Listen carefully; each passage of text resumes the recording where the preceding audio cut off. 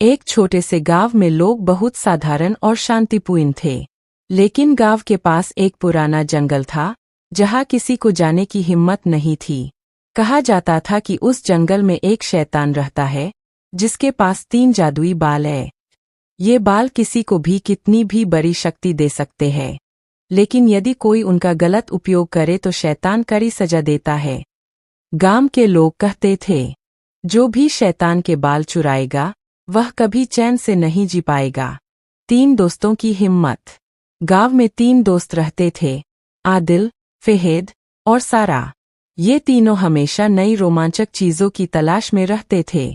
एक दिन वे जंगल के किनारे पहुंचे और पुराने किस्से सुने।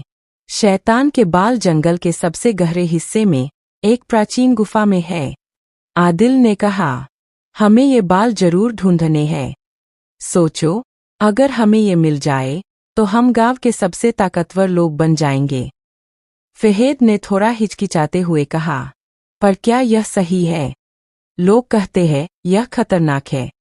सारा ने हिम्मत दी, हम साथ हैं, और अगर हम समझदारी से काम लें तो सब ठीक होगा।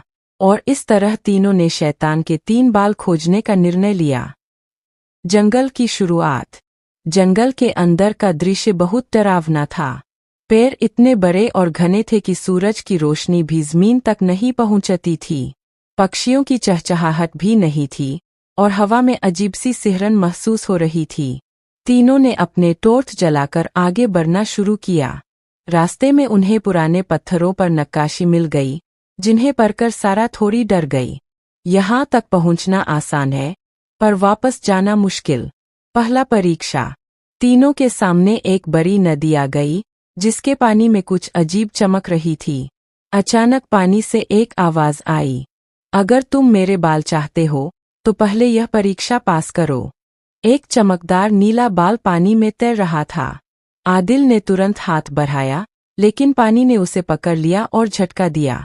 फहेद ने सावधानी से कहा, हमें धैर्य और समझदारी से काम लेना होगा, जल्दबाजी नुकसान कर सकती है।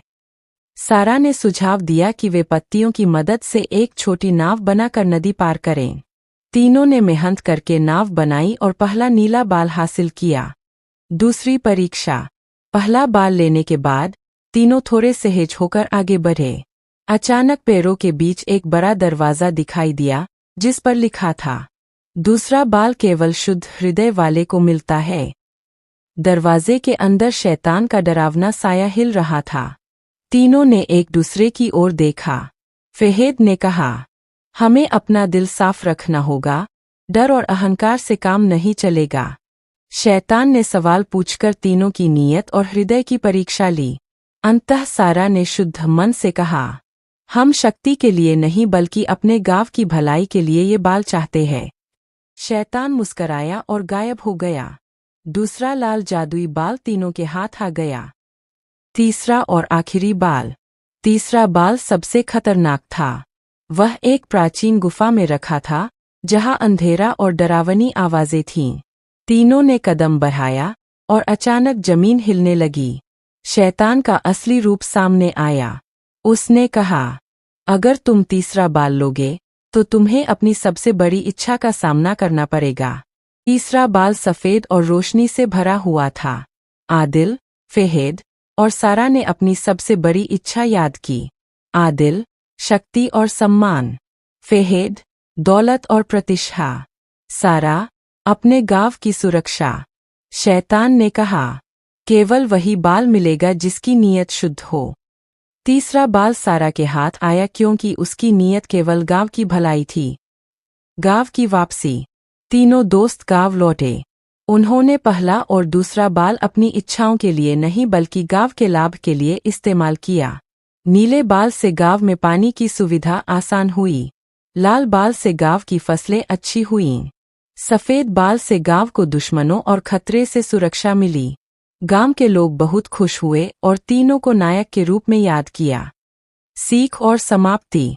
तीनों ने सीखा कि शक्ति केवल तभी फायदेमंद होती है जब उसकी नीयत साफ हो। स्वार्थ और जल्दबाजी नुकसान कर सकती है। असली बहादुरी दिल की पवित्रता में छिपी होती है। शैतान के 3 बाल आज भी जंगल में मौजूद है, लेकिन केवल उनके लिए जो शुद्ध हृदय रखते हैं।